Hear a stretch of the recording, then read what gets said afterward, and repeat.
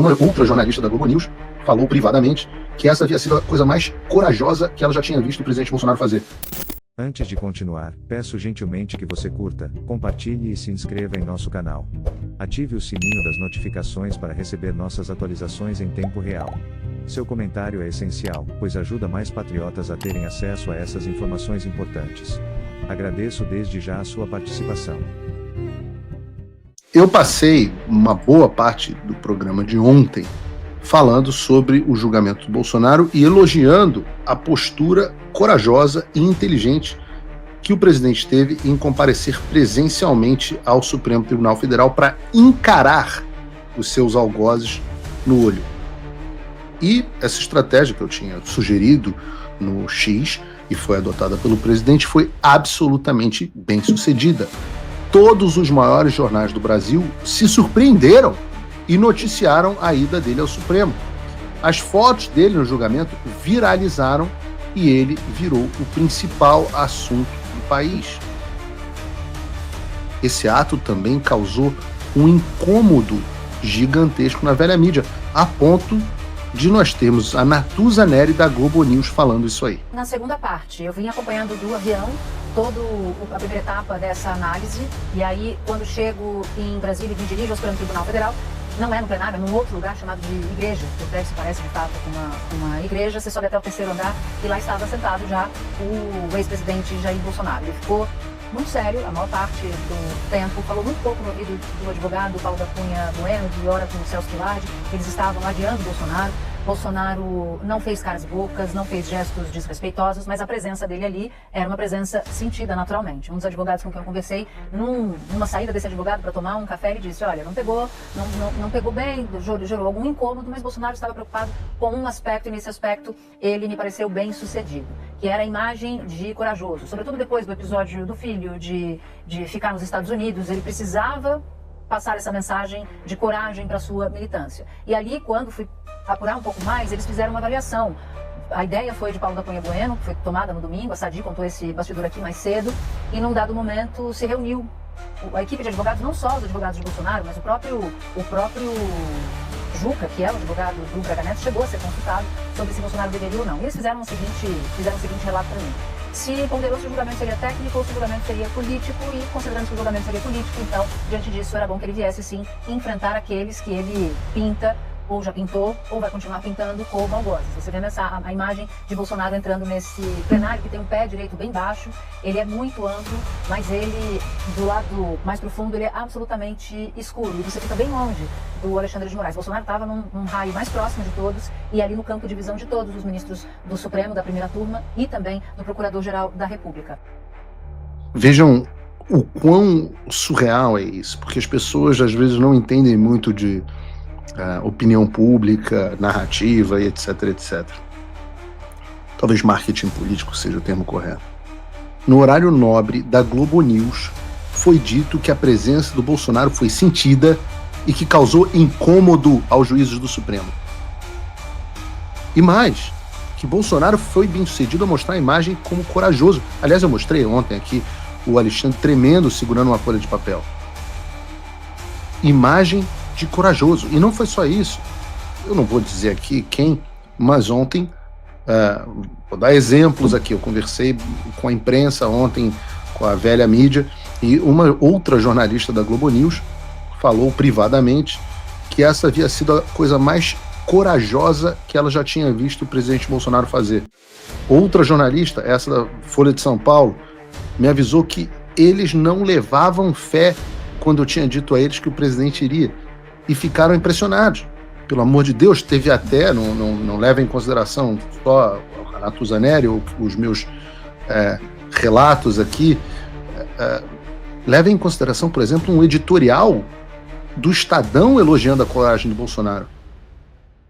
Fabiano Lana: Bolsonaro evoca coragem de Dilma, seja como for, mas o que interessa é a coragem, ao comparecer frente aos seus algozes. Do ponto de vista político, em que a guerra real é parte substituída pela luta simbólica, é melhor ficar perante os seus como Marte do que como fujão. Aí ele deixou, a questão é saber se ele terá coragem para isso até o fim. E aí você me ferra.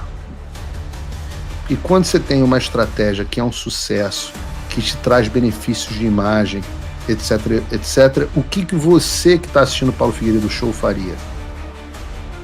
Você repetiria a estratégia? Pois você não é o Bolsonaro. Bolsonaro olhou e falou, deu certo! Então, logo, no dia seguinte, farei o errado. E resolve não comparecer mais ao Supremo Tribunal Federal. Então hoje ele foi julgado, sem estar lá para ver, ou melhor, sem estar lá para ser visto. E é muito pedir que o presidente acerte em alguma estratégia 2 dias seguidos. E se ontem a ida dele ao STF tinha tido uma repercussão e passado uma imagem de enfrentamento, coragem e liderança, essa mudança repentina de comportamento dá a impressão de que ele é um líder errático e que não consegue se manter fixo em uma posição. É o contrário do que a gente precisa.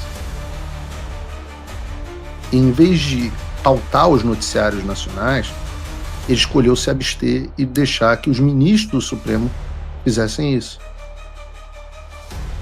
Vejam, eu falo isso e eu preciso fazer esse disclaimer porque eu falo várias vezes. Ontem ele me elogiou no Flow, e eu elogio com frequência. O presidente Bolsonaro é um grande homem. É um ótimo homem. É uma ótima pessoa. Eu gosto muito pessoalmente dele. Mas, Deus do céu, como é atrapalhado nas estratégias. Eu falo que não é à toa que a gente esteja no fundo do poço. E eu sempre bato nessa confiança bovina que as pessoas na internet ficam repetindo que tem com o presidente Bolsonaro. E eu clamo pela maturidade do eleitor. Eu clamo pela maturidade das pessoas para separarem o que é um bom homem, preocupado com o Brasil, patriota, autêntico, um símbolo de um movimento popular, sem o símbolo aglutinador, sem o qual esse movimento popular não teria tido forma no Brasil. Separem este homem do homem estrategista, que não é. Eu vou falar aqui com calma para que não haja engano. Nós estamos no fundo do poço também porque Bolsonaro é um péssimo estrategista. Não seria possível existir um Alexandre de Moraes superpoderoso se não fosse pela falta de visão estratégica do presidente. Ora, o presidente Bolsonaro é um homem que tinha como AGU, entre 2020 e 2021, o braço direito do Alexandre de Moraes no TSE, José Levi.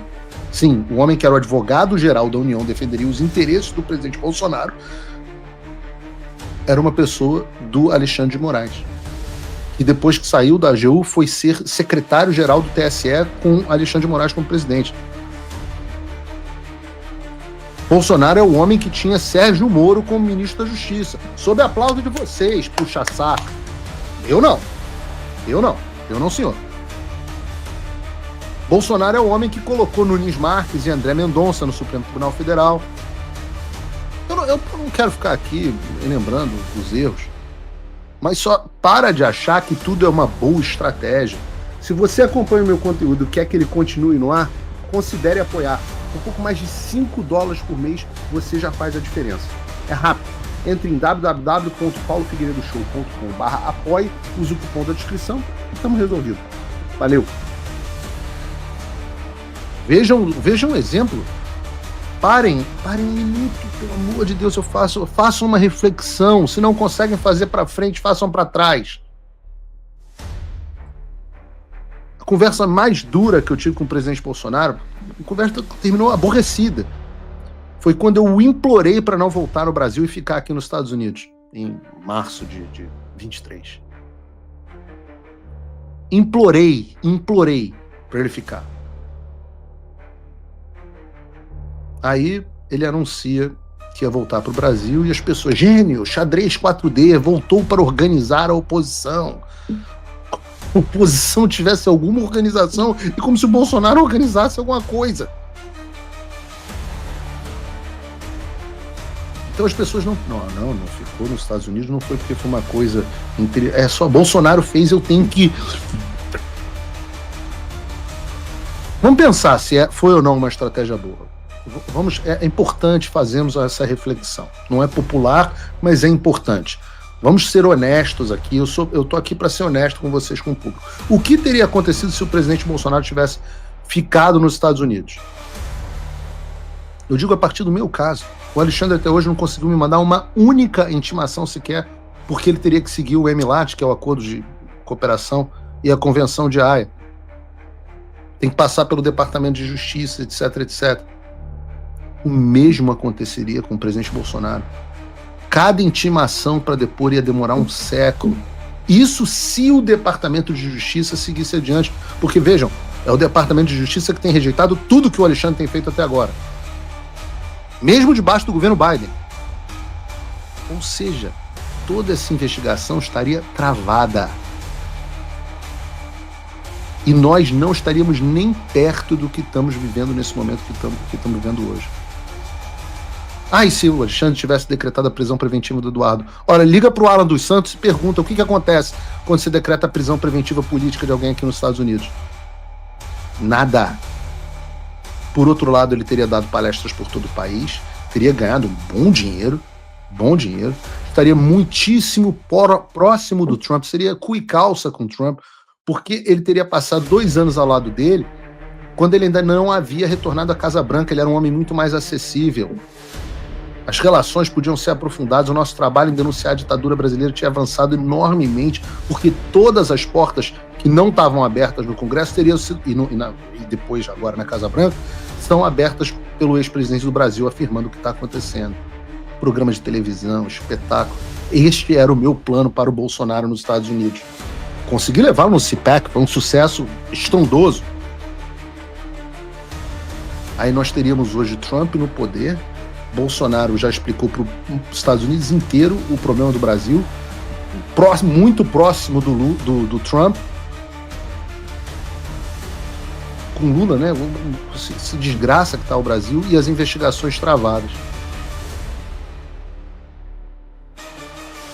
Quão mais fácil teria sido sancionar o Alexandre? Mas não. As pessoas não enxergam. 2 anos é muito tempo para enxergar para o futuro. Então, esses são os planos que muita gente está defendendo cegamente. Trump voltou à presidência, e isso é um alívio, sem dúvida. Mas o que isso muda no Brasil? Nada, se ninguém fizer nada. A verdade é que a esperança não pode virar passividade. As coisas não vão se resolver sozinhas, e muito menos com textão e xingamento nas redes sociais. Não espere que alguém venha salvar o país por você. Se você não agir, ninguém vai. Eu estou fazendo a minha parte.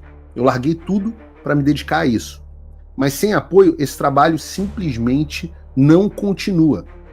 Na descrição deste vídeo, compartilho os melhores livros sobre finanças. Leituras essenciais em que os ricos ensinam aos seus filhos os segredos do dinheiro.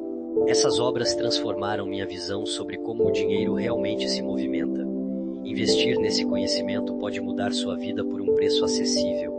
Não esqueça de deixar seu like e se inscrever no canal. Lembre-se, direita segue direita.